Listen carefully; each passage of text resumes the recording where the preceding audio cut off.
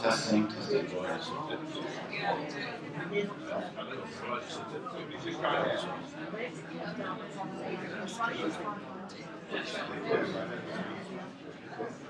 Good morning, everyone. I'd like to introduce you. It's a great pleasure to introduce you today to Maurice Neeson. I've known Maurice for many years now. We both work together trying to promote DNA testing in the UK and Ireland. Maurice is the brains behind Genetic Genealogy Ireland, which is a big conference that was held as part of Back to Our Past in Dublin. That's been there for the last 2 years and it's been a very, very great success. I've also been working with Maurice to organise the DNA workshop schedule at Who Do You Think You Are Live, which is organised by ISOG, the International Society of Genetic Genealogy. Maurice runs 3 different DNA projects for his guild-registered surname, Spearin, and he's also running a project for the surnames Farrell and his own name, Gleeson. In addition to that, he runs another project, Caribbean DNA project for Irish people of Caribbean descent. He has a varied career. He previously has worked as a doctor, he's a part-time actor, and also a very, very enthusiastic genetic genealogist. So that's, I think, your main pleasure in life now, trying to encourage people to enjoy DNA testing. So he's now going to tell you all about how to run a DNA project. Great, thanks very much. Thank you, everybody. Good morning. Welcome to British summertime. It is going to be a bit of a whirlwind arrival because I'm going to whiz through these slides at a fairly cracking pace. The reason being that these are going to be available on the Guild YouTube channel, giving you the opportunity to watch them again and again and again. And I'm told that eventually something will sink in. Probably the realization that you should really be doing the gardening. So it'll be a cracking pace. I don't expect you to understand everything because I'm going to go from beginners into intermediate and into advanced. But at least it'll be there on the Guild YouTube channel as a resource for future reference. So let's talk about managing your DNA project and interpreting the results. What I'm going to cover are, first of all, the basics, then the structure of your DNA project website, how to get and keep your project going, and that includes multitasking, customer service, publishing your progress, adding autosomal DNA to your project, and then interpreting your results, including understanding the Y DNA results page, criteria for grouping people together, including genetic distance, the tip tool, rare marker values, and SNPs. I'll also talk about upgrading to 67 or 111 markers and when to consider it. And I'll also talk about identifying branches within a genetic family. And I think that'll be of interest to a lot of people. The basics are important because you're going to have to explain them to all of your project members. And here's what happens. You tell them, you put your DNA in a little tube by scraping your cheek, it goes off to the lab, but in every little cheek cell that has been dislodged from your scraping or has been spat into the test tube, there is this cell here. And it contains the nucleus up here, and it contains the mitochondria. And these mitochondria contain the mitochondrial DNA, and they're only inherited from your mother, and from her mother, and from her mother, so it goes along the mother line. Within the nucleus of the cell, there are 46 chromosomes arranged into 23 pairs. One copy of each pair comes from your father, the other copy of each pair comes from your mother. So 50% of your chromosomes come from your father's side, 50% of your chromosomes comes from your mother's side. The last pair, pair number 23, are also known as the sex chromosomes. X and Y. If you're a girl, you get an X and an X. And if you get an X and a Y, well, the less we say about that, the better, really. There are three main types of DNA. The first type is the Y DNA, and the Y DNA is only passed on from father to son. So it's very useful for tracing your father's father's father's line, and therefore the surname. It's excellent for surname studies. This will take you back approximately 338,000 years, I think it was a Tuesday, to Africa before we even left, before the non-Africans came out of Africa and populated the rest of the world. On the other side of your family tree, you have the mitochondrial DNA, which traces your mother's mother's mother's line, and that has a reach of 200,000 years, taking us back to Africa about 200,000 years ago. Very, very good for studying human migration, both the Y and the mitochondrial DNA. In the middle, you have the autosomal DNA. The autosomes are all of the chromosomes apart from the last two, X and Y, the sex chromosomes. So they're called autosomal DNA. And this allows you to go back on all of your ancestral lines, but only for about 5, 6, 7 generations, about to the level of your 4 times great grandparents. And you've got 64 of those.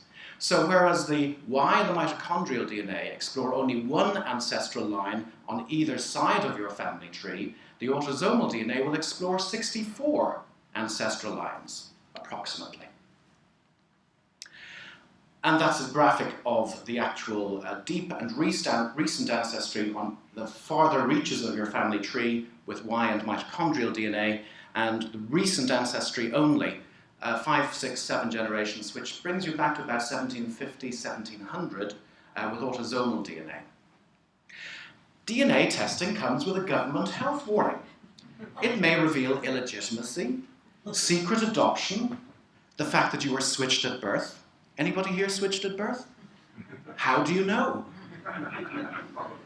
And it also may reveal half-siblings that you never knew you had.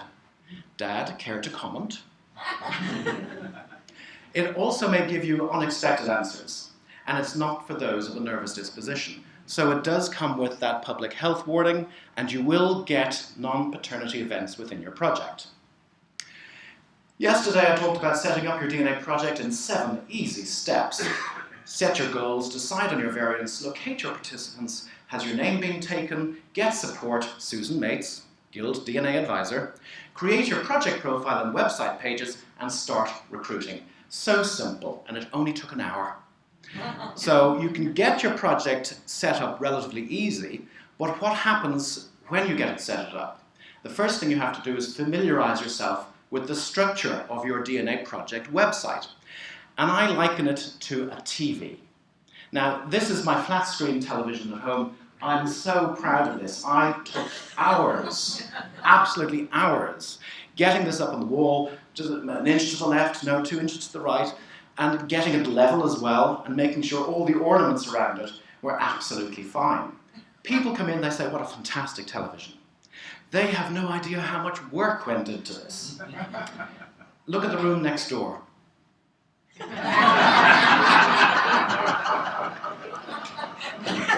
I had to cut through steel joists because there was a supporting wall. And the mess that was made, they have no idea how much work I put into putting in my flat screen television. And your DNA project is exactly the same. On the one side you have the public view, the public pages that everybody sees when they come into your television room and they say, oh, fantastic. But then behind that, we have where you sit in the administration area. And that's the room behind the television. And that's a hub of activity because you're plugging in all of your members' pages into your project. This is where you take all of your the private pages from your project members and plug them in to the back of the television. Now, there are various pages that you need to familiarize yourself with. On the administration side, we have member reports, genetic reports, project admin, and the My Account pages. This is what happens when you go to the Family Tree DNA website. You log in with your GAP, your administrator password, and that brings you to the admin pages. This is behind the television, and there's lots of different pages here. You need to click through each of these in turn. You need to explore every single page on this project website so that you are familiar with exactly what it's all about. So I should also say that on the Guild YouTube channel, there are 4 videos that take you through each of these pages in turn that I did about 2 years ago, I think, with Debbie. And those are still available now as a resource for you to look at. And they go through the mechanics of going through your administrator pages. So I'm not going to go through it today, but those videos are available. Now, once you've set up your project, how do you get your project going and keep your project going? Building and maintaining momentum. Well, the first thing is that you have to juggle and multitask a variety of different things. As far as recruitment is concerned, that's going to be an ongoing activity, and I know a lot of people have come to a dead stop. So recruitment is a very, very important aspect of things, and something that you'll have to keep on attending to as the project progresses. I take all comers, not just Y-DNA, but also autosomal DNA, mitochondrial DNA, because you never know when they will have a male relative with your surname of interest who would also be willing to do the test. You have to allocate new members to groups, and the videos on the YouTube channel, the Guild YouTube channel, will tell you how to do that. You have to engage new members, keep them interested in the project. You have to collect pedigrees and genealogies and genealogical information from your members. You have to collaborate in your research. How do you manage your brick walls? Because what will happen is you'll have about 10, 20, 30, 100 trees, all of which will end in a brick wall. How do you manage that brick wall?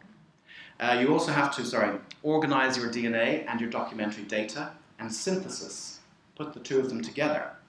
And then publishing as you go along. So these are a variety of different tasks that you will have to face managing your DNA project. How can autosomal DNA help? Like I said, it can identify matches who might be related to males with the surname of interest. Therefore, bring them into your project, engage with them, start a relationship with them, and hopefully they can find somebody within their larger extended family that would be willing to do a Y-DNA test, which will help you follow the surname back. Autosomal DNA is also very useful for people who are studying surnames that they have daughtered out in their own particular family. So if you have an autosomal DNA match, you might discover a 4th cousin who knows somebody who has the surname of interest, and they can persuade them to do the test. It's also useful for searching ancestral surnames of your matches, or of your members' matches, for clues as to the actual origin of that particular genetic family within your group. Also, something that we need to explore is how to exploit autosomal DNA matching within the framework of a Y-DNA project. You know that people are connected by Y-DNA, but does the autosomal DNA bring in other people that don't necessarily have a direct male line with their surname still existing, but who have tons of genealogical information, such as the family Bible that goes back to the 1300s? That's what you're hoping for. That's a gold mine if you can get it. Providing good customer service. Your recruitment emails are very important. And yesterday I talked about recruitment emails that recruiting people in the family tree DNA database who just did the test years ago, are not aware of your project, and don't even know it exists. You can email them and get them to join. I did that recently with the Farrell project. I got 10 new members in a week. Members' matches who are not in your project. So each of the members that you have in your project, they will match people. Some of the people they match should be in your project. You can identify them and write to them. And I got 2 new members in a week doing that particular technique. And then you have to recruit people who have not tested before. And this is where the real challenge is. Because if you have people who've already tested, they're probably very eager to join your project. If you have genealogists who haven't done DNA testing, they're still interested in the genealogy side of things. But if you're just approaching common peasants, it's very, very difficult to persuade people to take an interest in genealogy. And you'll know from your own family members that they frequently run towards the emergency exit as soon as you start talking about family trees. So how you phrase that recruitment email is very important. Develop a standard template, hold the hand of the people that you're contacting, take them step by step through it so that they understand exactly what they're getting into, and develop a relationship with these people. It's also very important to keep people engaged once you have them, and therefore bulk emails are useful for distributing new results, advertising that a new blog post is available, getting project updates out there, and announcing sales at Family Tree DNA, all that kind of thing. So keep your members happy, interested, and engaged, because they will spread the word. I'm a member of the Farrell Clan Facebook group, which has 2,800 members. It's not my Facebook group, I just happened to find it. But I've joined and I've started putting messages that there's a blog available, there's a new blog available, and more people are getting interested in the DNA project. And these are commoners. And 2 of them have already joined the project. So it's chipping away slowly but surely. Now, here's an example of the welcome email. I'm just going to leave this here for a moment so that if you're watching this on YouTube, you will be able to pause it at this point in time, read through it, take from it what you want, and then discard the stuff that isn't relevant to you. But with a welcome email to new members, what I normally do is I interpret their results, I then explain why I've allocated them to a particular group and give them the rationale for that. Then I take them through suggestions for possible next steps that they could consider, such as, in this case, perhaps they should join an additional surname project because they don't match anybody in the Farrell project. Their closest matches are somebody called Taylor and somebody called Ireland. So perhaps joining this Taylor or the Ireland project might give them some insight into these closest matches that they have. I've also suggested to them they could consider upgrading to 67 or 111 markers, and I outline the reasons why it might be advantageous. In this particular instance, because they had no Farrell matches might appear at 67 that aren't apparent at 37, but it's a bit of a long shot, but they could still consider it. I also advise them to join the relevant Haplogroup project. I advise them on SNP testing. I advise them to upload their data to YSearch, update their most distant known ancestor information, upload a GEDCOM to Family Tree DNA, supply me with a patrilineal pedigree, and also, if possible, a family tree, and join the Facebook group so that they are kept engaged in the project. I also use the bulk email facility on Family Tree DNA administration pages to notify all the members in the project whenever a new blog post goes up. And I'm going to try and do about 1 per month. In the initial stages, I did 1 per week, then 1 every 2 weeks, and now I'm going to do 1 per month. And it's a great way of publishing your one name study bit by bit. Blog it. Publish your progress. It helps engage existing members. It helps attract new recruits. It helps you break down a mammoth task into bite-sized chunks. Helps you keep track of what you've done. Helps you achieve your project goals bit by bit, and helps you see that the end is in sight. That'd be nice, wouldn't it? Yeah. And I use Google Blogger, but there are a variety of programs available as well, and we will be having some people talking about blogging later on. So Julie Goucher is going to talk to us about that, and Alec, of course, is just talk to us about WordPress. Interpreting results. This is the remainder of the presentation, and this is where we go from relatively easy to understand to possibly impossible to understand. So please bear with me. Like I say, it's going to be on the YouTube channel. You can come back again and again until something finally sinks in. I think the garden is definitely calling. We're going to look at the public pages first, specifically at the YDNA results page. And here they are here, YDNA results. And you can see that you get the kit number, the surname of your project participants. Your project participants are stacked, one on top of each other, like dominoes. And these markers here are the markers on the Y chromosome. And I like to think that each of these is the Y chromosome of each of the members stacked like a set of dominoes, each of them with a set of numbers on them. Let's take a closer look at these numbers. So we have the Y DNA across the top here, the Y chromosome, with all of these individual markers across the top. And then we have the values for each of these markers here and for each of the members in the project. Now, there's several things that we should take note of. First of all, the markers are divided into 3 separate panels. Panel 1 are markers 1 to 12. Panel 2, markers 13 to 25. Panel 3, markers 26 to 37. That's just the way the family tree DNA has divided the panels. So what you'll probably find when you get your results is you'll get a first email saying panel 1 results available, panel 2 results available, markers 26 to 37 now available. We have a variety of colored squares down here. Now, the importance of these colored squares is that they indicate a mutation away from the modal value. Now, I'm going to show you here, there's minimum, maximum, and mode, and it's just off the screen, unfortunately. But the most important one is this modal value here. And the modal value is the most frequently occurring value. Okay, so in the first marker here, we can see that the value is 15, 15, 15, 15. It's 15 for all of the people. And because there's no colored square there, it indicates that there's no difference. All of those values are exactly the same. If you get over to here on this side, and this marker here, this last one in the column, is 15, whereas everybody else is 14. These little colored squares indicate to you immediately where there is a mutation, where there's a difference away from the modal value for this particular group.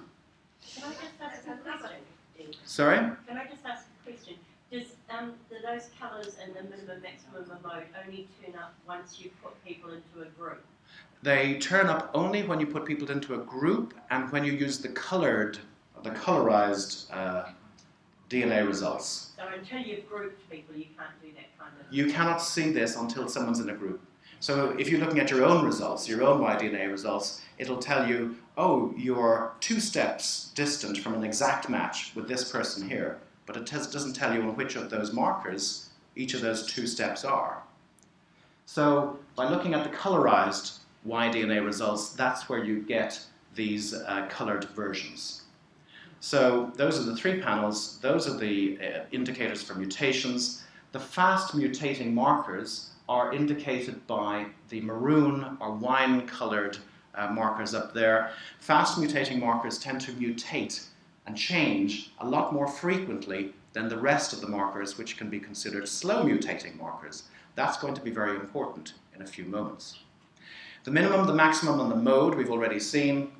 The minimum is the minimum value for each of your project participants. The maximum is the maximum value for each of your project participants. And the modal value is the most frequent value for each of your project, for the entire group. And that is explained there. Now, the modal haplotype is the name given to the modal value for the modal genetic signature, if you like. Haplotype just means genetic signature. The modal haplotype is the modal genetic signature, the values that occur most frequently within the group.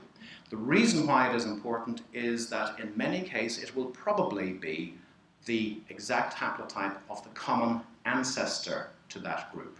So we frequently call it the ancestral modal haplotype, as well as the modal haplotype. Always compare any new members in your project to the modal haplotype of each of your genetic families within your project. That's very important. And that'll be important when we come to looking at the tip tool. But why should you group people together in the first place? What are the criteria? The reason why you should group people is because different pieces of evidence point to the probability that they are all closely related. And this is just taken directly from my Farrell project, and it's on the blog, in my Farrell DNA project blog. So I'm going to read it out because it is important. Allocation of a particular member to a specific genetic family is based on the presence of some or all of the following criteria. These criteria can be considered to be markers or indicators of a possible close connection. And the more criteria that are present, the more likely that there is a real relationship between those members in that family within a genealogical time frame. In other words, since the common usage of surnames are about the last 700 years or so. These criteria consist of both traditional genealogical indicators, as well as genetic indicators. So the first indicator is that the member has the same surname as somebody else in the group. I'm at Gleason, you're at Gleason, oh, maybe we're related. It's an indicator of possible relatedness. The second indicator is genetic distance between two members. And if it indicates a close or a very close relationship, then that should indicate that they should belong to the same group. And we'll talk about genetic distance in a moment. The TIP24 score is greater than 80% when compared against the group modal haplotype, and we'll look at that. The presence of rare marker values among group members is also another indicator that they are related to each other. The results of SNP testing, if performed, are consistent among the members of a particular group. And then the last three are traditional genealogical indicators. The same surname variant is present or predominant in a particular group.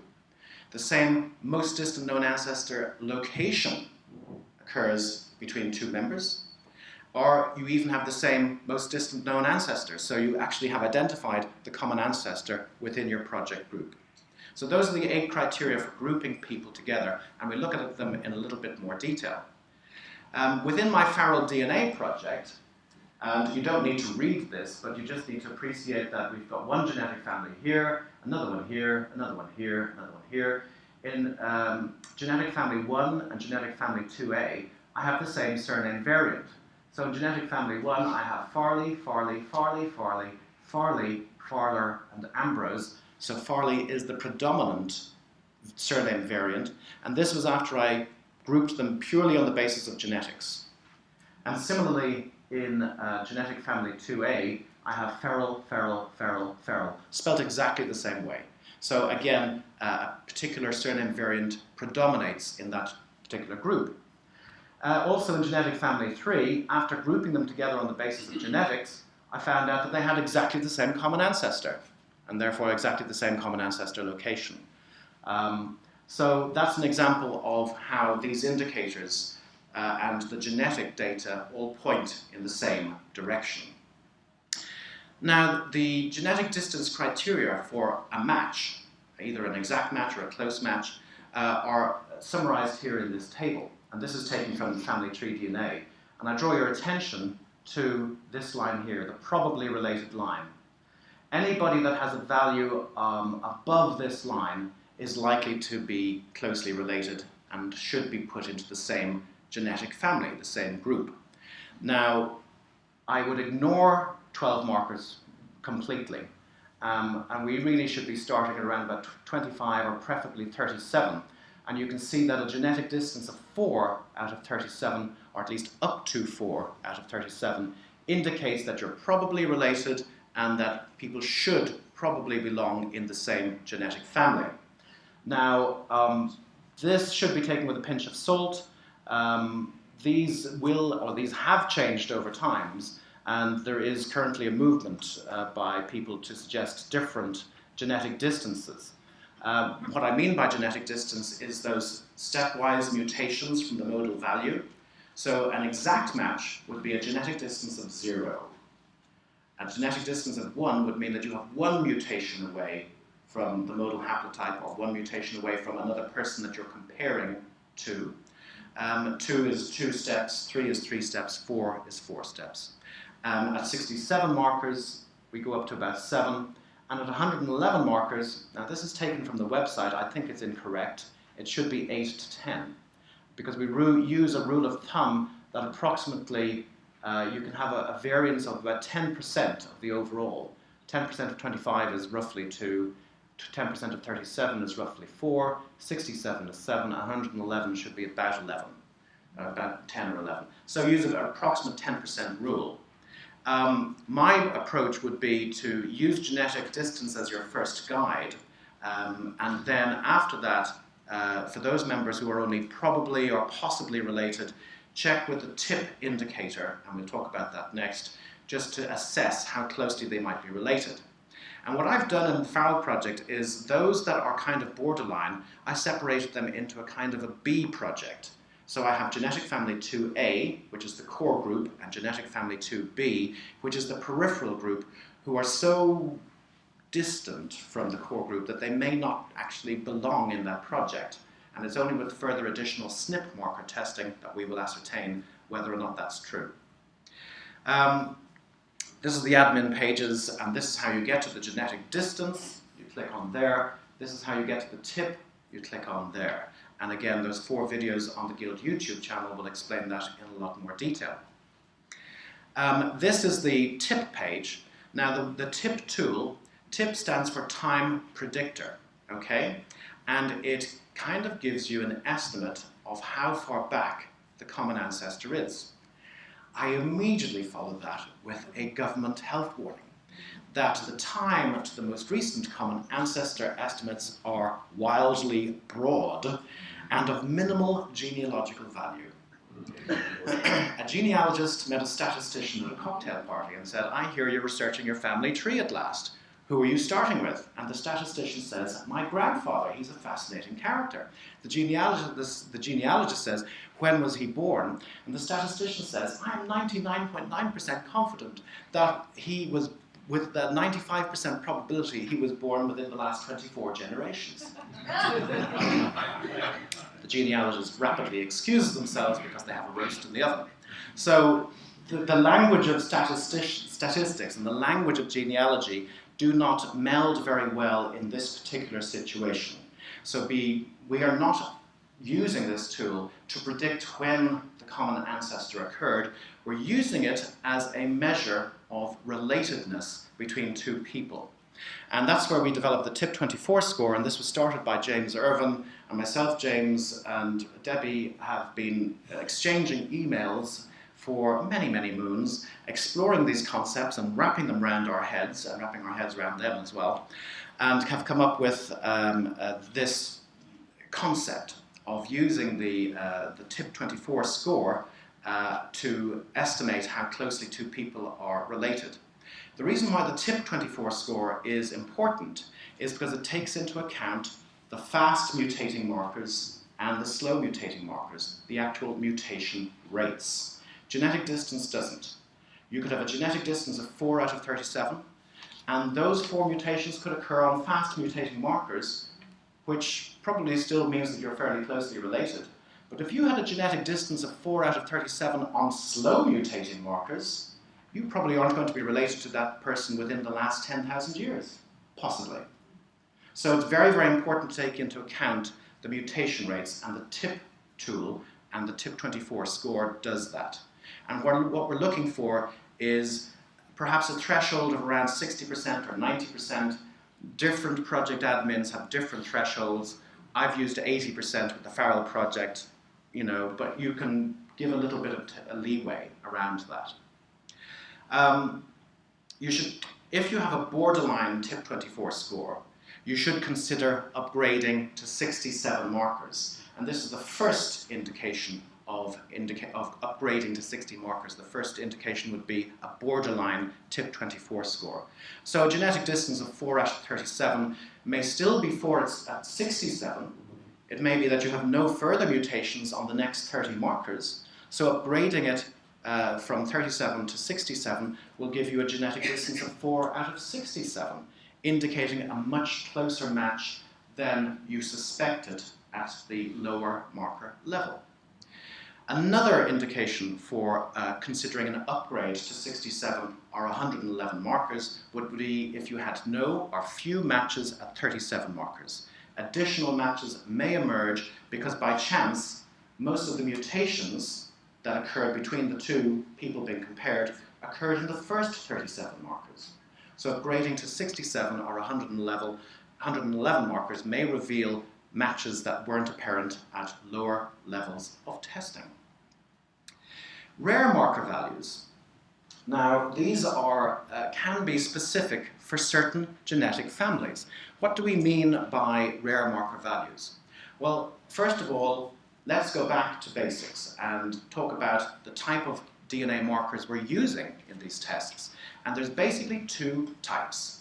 The first is the STR marker, and those are the ones we've been talking about, and they're called short tandem repeat. And the key word here is repeat. A short sequence of bases repeated many times, such as GAAA, GAAA, GAAA, and we'll come back to that particular one. That's a short tandem repeat.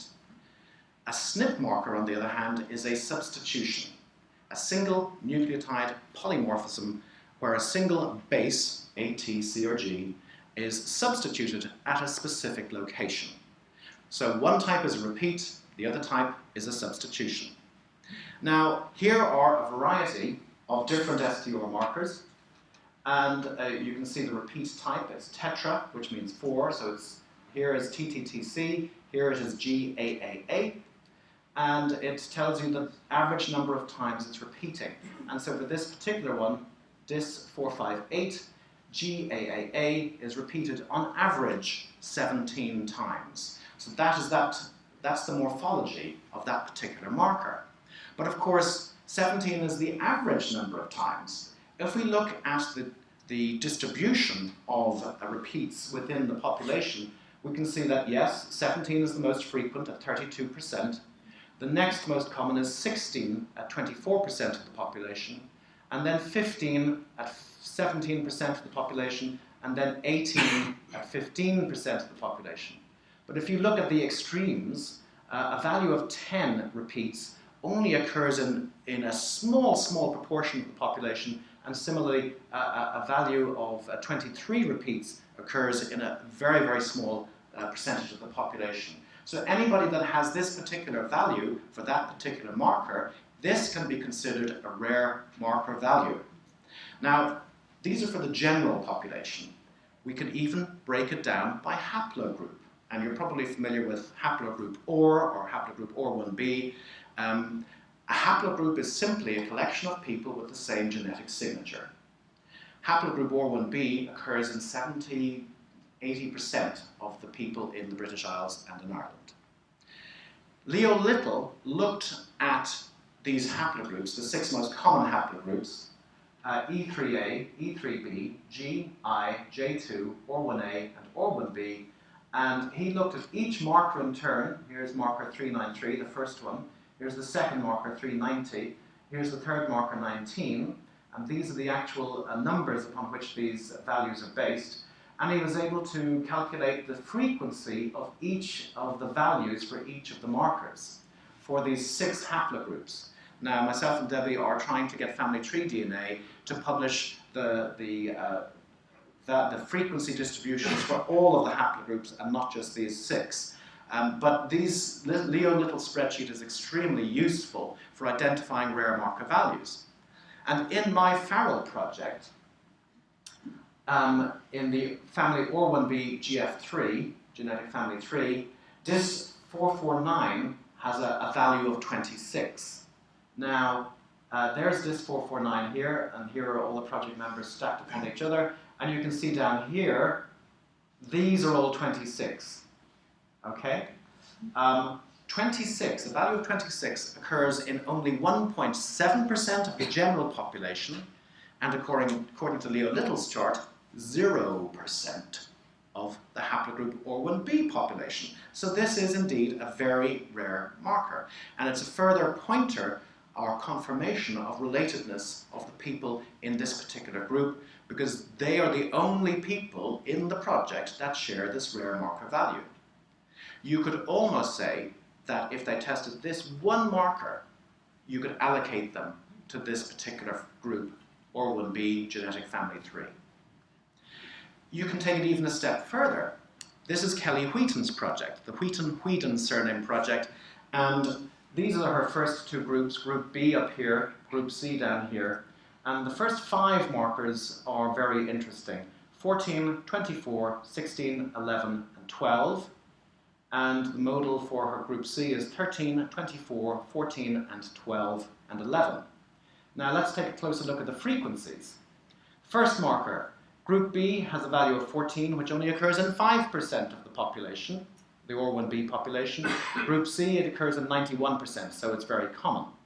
The second marker occurs, is 24, it's very common, 60% of the population have that. In the third marker, Group B have a value of 16, which only occurs in 1% of the OR1b population. And if we go down to the 5th marker, it only occurs in 8%. So if you multiply those percentages together, the probability of having this exact sequence is approximately 0.00001608%, or to put it another way, this particular sequence of markers would only happen once in 62,000 individuals within the OR1b population. So on the basis of this, Kelly is able to just look at the first 5 markers of a Y-DNA12 test and allocate that particular member to a specific group. Fascinating. I've never seen this happen anywhere else. Nobody else has reported this type of ability to group people based on a DNA12 marker test. It does happen, but it happens rarely. So that's rare marker values. The other thing that allows you to group people into genetic families is SNP testing. And the SNP marker is that single base substitution. To group people in the same group should have the same terminal SNP. Now, they may not have all tested as far downstream as they can do, but certainly what you should look for among your DNA participants is that they all have terminal SNPs that are consistent, that they're not on different branches, they're on the same branch. One may be quite far upstream, but the other one is downstream, but that should be consistent with each other. And just to remind you, a SNP is a single nucleotide polymorphism. It's the substitution of a single base.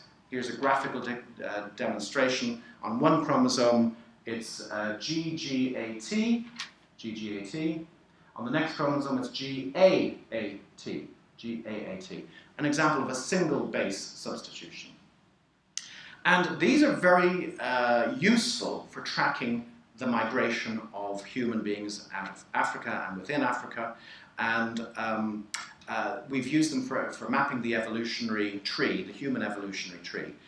Back in 2002, there were 16 branches in this tree. And then we had 24 branches in 2005, 71 in 2010, 290 in 2013, and now we have over 1,000 branches. Debbie, any idea how many branches on the tree at this stage? We have a huge number of branches. So what's happening as we discover more of these SNP markers, we're getting further and further and further down the finer branches of the human evolutionary tree. What's going to happen? One of those branches is eventually going to end up in your particular project, in your particular surname. And you will have specific DNA markers that identify your particular surname. So this is really going to make a huge difference to one-name studies in the course of the next 5 years. So watch this space. And those are some links to some further information. Now, you can get these SNP markers from a variety of different places. Family tree DNA introduced the big Y, but I would draw your attention to the price, $695. If you thought Y-DNA37 tests were expensive, you can multiply that by virtually 10 times if you were going to get a big Y test. Impractical for most projects because people just simply don't have that money. There's a variety of other companies like Full Genomes, which were doing it for $1,200.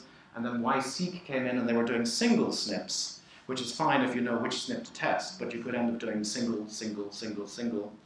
And then the Geno2Kit and Ireland and Britain's and Scotland's DNA had also various tests that did SNP marker testing. But what is coming in the near future, courtesy of Family Tree DNA, is the Deep Clade Panel version 2.0, where they will take what they've learned from the Big Y test, which has been done in a couple of hundred people, maybe 1,000 or so, and they have identified the more downstream markers for a lot of the different branches of the human evolutionary tree. And now what they're going to do is they'll say, oh, you're OR1b Z255, here's a particular panel of markers that may be particularly relevant to downstream SNPs from where you currently are, and we're going to give it to you for $119. So it's much more affordable. And the great thing about this is that you probably just need 1 or 2 people in your project to do the test, to actually get some of the more downstream markers, and then if you wanted to do, you could do single SNP testing on other project participants. So watch that, watch this space as well. Why would you do it? To assist with difficulties in grouping people. Do they belong in this group? Do they belong in that group? To help reduce the possibility of convergence, and I'll talk a little bit about that, to give you information on deep ancestry and possible geographical origins, again, to give you clues to pursue, and to help identify branches within a specific genetic family, and I know a lot of you are interested in doing that, and to build possibly a mutation history tree, because I think a lot of us have, say, a genetic family with 10 members, 2 of them have a family tree that goes back into the 1400s, the rest of them are stuck in the 1700s. How do they connect in with the other 2 people who have the extensive genealogies? And this is where building a mutation history tree or identifying different branches within your genetic family can be very useful. And the big question also is how to SNP test. Do you either wait for the deep clade panel 2.0, or what we've been doing up till now is encourage the project member to join the relevant Haplogroup project, and most of us will be familiar with Haplogroup project or 1b and subclades. The reason being that most of us in the room, or most of the men, are going to belong to haplogroup OR1b, the most common haplogroup in Western Europe. And in this particular group, the administrators will group you according to your STOR values, and then they will signpost you to another subclade project. They'll say you probably belong in Z255, join that project, and then ask that administrator what to do next in terms of SNP testing. And single SNP testings are currently $29 to $39. You should also join the mailing list for your particular subclade Facebook group and join the forum as well. Now, this is a word about convergence. Imagine 10,000 years ago, one of your ancestors had a marker value of 8, just up there. And he had 4 sons, and each of them gave rise to direct male lines that survived through to the present. In one line, mutations gradually occurred, and he ended up, or his ancestors ended up with, descendants rather, ended up with a value of 13.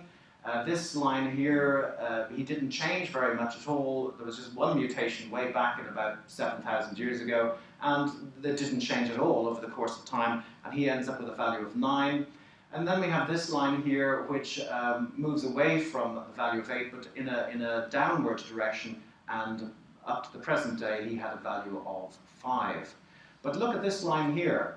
Initially, this particular line diverged away from the original value, but then it started coming back up and ended up at the same value as this blue line here. Now, this first line up here is an example of divergence. This second line is an example of lack of divergence, the blue one there. And this green line here is an example of convergence, where a marker starts off at a certain value, mutates away from that value, and then mutates towards the value of one of the other ancestral lines. Now, if you just looked at that marker value of 9, you would think that the 2 people, one person on the blue line and one descendant on the green line, they were probably very closely related because they had the same marker value. It would suggest that they were related possibly within the last 1,000 years, when in actual fact, they haven't been related for 10,000 years. So this is where convergence can potentially throw a spanner in the wheel. However, I would propose that it is largely a red herring, for the following reasons. This is one marker.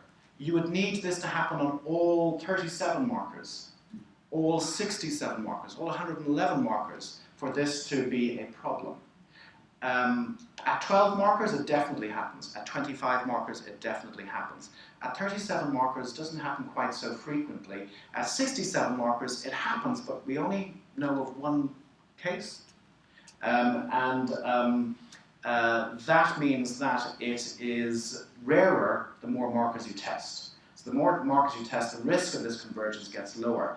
The other thing that you need to keep in mind is that if you have the same surname, that rules out effectively the likelihood of convergence. It's only going to be a problem where somebody comes to you and says, look, I think my ancestor was actually somebody with your surname. You know, I'm a Burke, but I think it's an ad's head. You know, and if I go back on my father's line, I'm going to match an ad's head.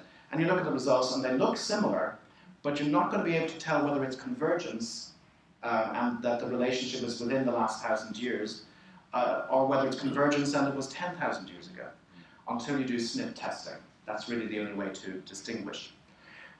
This is also an example of convergence here at 6,000 years, and then they diverged again. So if you were doing this genetic genealogy 6,000 years ago, you'd have the same problem with these particular descendants. So those are the 8 criteria for grouping. Now, we are about 10 minutes away from finishing.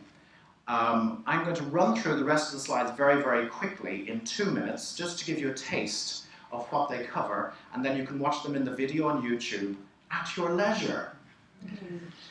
Upgrading to 67 or 111 markers, when do you do it? If you have no matches of 37, to assist with a borderline TIP24 score, it helps reduce the possibility of convergence. To identify sub-branches within a genetic family, it helps you build mutation history trees, phylograms, cladograms, and to more precisely estimate how closely 2 people are related. This is of interest.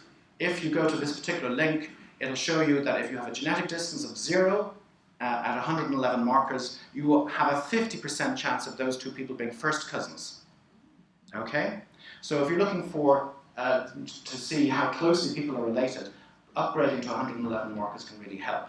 If they have a genetic distance of 1, it's 50% chance of being second cousins. At 2, it's fourth. At 3, it's fifth. And at 4, it's sixth. Identifying branches within the genetic family, mutation history trees, phylograms, cladograms. Look at these various links. John Robb's paper and also the Dalton DNA project, where they look at the STR values and they try to identify which mutation occurred when, and then what mutation occurred after that. And as a result of that, they're able to split the members of the group into different genetic branches.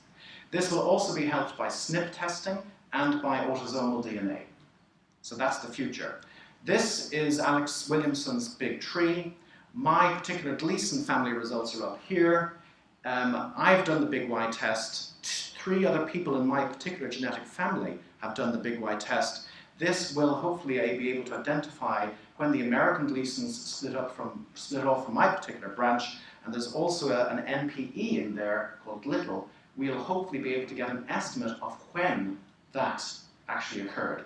And these predictions are likely to be much more accurate than the time to most recent common ancestor predictions you have with STR values, but that still remains to be seen. Thank you very much for your kind attention.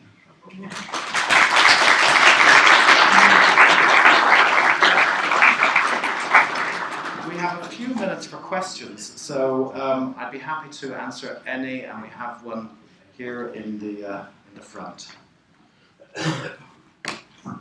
Very quick question.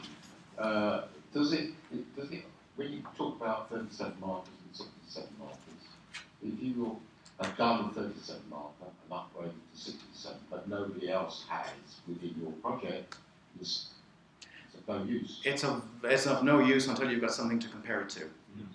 So you need to convince 2 people to upgrade. Question here in the front as well. How often can you reuse and upgrade? The DNA test that you've sent in. I'm just thinking of my late father. Right, okay. I got him done at 37 before he passed away. Right, okay. But obviously his DNA is sitting out there somewhere. It is, and they've got 2 vials of it, so they have 2 samples in the lab. You'll be able to upgrade him to 67, you'll upgrade him to 111. You can also get a family finder test, you can get a mitochondrial DNA, you can get all of the testing done. The only one that they say that they might need more DNA for is the Big Y test. But that isn't going to be necessary in your particular case, because when the deep clade panel comes out, they probably won't need as much for the deep clade panel as they would for the Big Y. So I would say that it should be okay for quite a number of additional tests. They're going to keep it on file for 25 years, longer if you tell them to. Debbie, anything else to add to that? Depends when you tested. Depends when you tested, because the earlier tests, they weren't so efficient at extracting the DNA. I'm not sure what the cut-off date is, but certainly some of the very early people you tested, and they tried to upgrade, then it Greenstand's own father, who passed away, they weren't able to do a family finder test on him. I think it may be something like 2008, 2009. They seem to have improved the extraction process. So it's worth checking with them before you do anything, and if they'll help to find out how much DNA they've got left. And we have a question over here as well. So this is, I think, a quick one. A friend of mine has done an mtDNA test to try and find out who his mother's ancestor was. He's found quite a few, but one mutation different from himself. And he's asking me, how far back would that be? And I'm saying kind of a piece of string. But most of them seem to be about 1700, as far as I can work out. They're doing paper genealogy. Okay. With mitochondrial DNA, it is the mutations happen much slower, so a single step is much more relevant than a Y-DNA STR single step. I would say somewhere between 500 and 5,000 years ago. So somewhere between 95% of the time it's supposed to be within 500 years, but then that's 5% that could be outside that, and it could be 2,000 years ago or more. I don't think I'll take. no. You can tell instead. somewhere between your 5 times great grandfather and your 500 times great grandfather. Very helpful.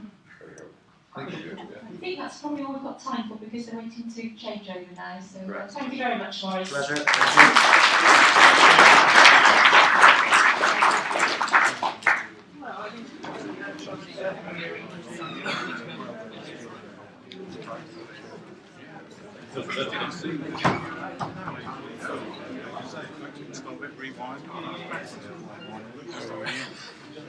And thank you for everything. That's really good.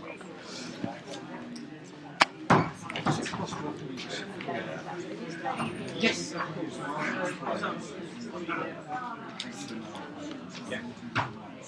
Yeah. I don't think that I can get a This is Maurice's kit. That's mine. Yes. When you're ready.